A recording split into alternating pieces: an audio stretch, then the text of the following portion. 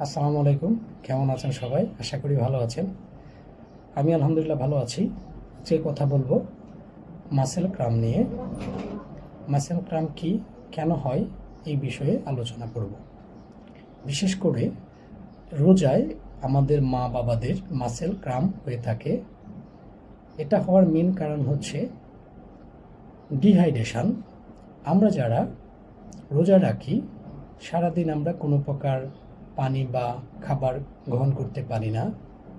আমাদের বডির প্রয়োজন অনুযায়ী আমরা আমাদের যতটুকু পানি শরীরে প্রয়োজন, পানি মানে বিশেষ করে ক্যালসিয়াম, পটাশিয়াম, ম্যাগনেসিয়াম এই ধরনের উপাদান, সেটা আমরা পাই না। ফলে বিশেষ করে রোজার লাস্ট যেমন হচ্ছে আছরের পর বা রাতের, অনেক সময় রাতেও হয়, যেমন সারা দিনে আমাদের যে ডিহাইড্রেশন বা পানি শূন্যতা হয়, সেটি যদি আমরা পূরণ না করতে পারি, তখন সাডেন পায়ের অথবা হাতের বা বডির যে অংশে মাংসপেশি আছে, হঠাৎ করে সাডেন কন্ট্রাকচার করে এবং অল্প সময় থেকে আবার চলে যায় এবং প্রচণ্ড ব্যথা হয়। তো এটাই হচ্ছে মাসেল ক্রাম।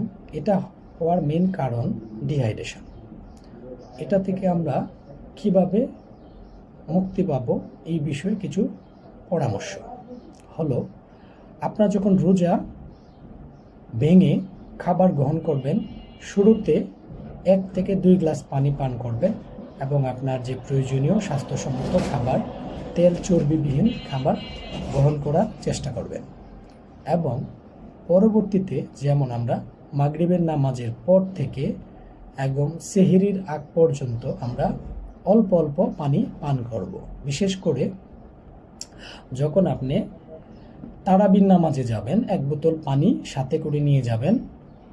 প্রত্যেক 4 রাকাত নামাজের পর পর 1 ডুব বা 2 ডুব করে পানি পান করবেন। যদি আপনারা এই পরামর্শটা মেনে চলেন, আশা করি আপনাদের মাসেল ক্রাম হবে না। তো ভালো থাকবেন। ধন্যবাদ।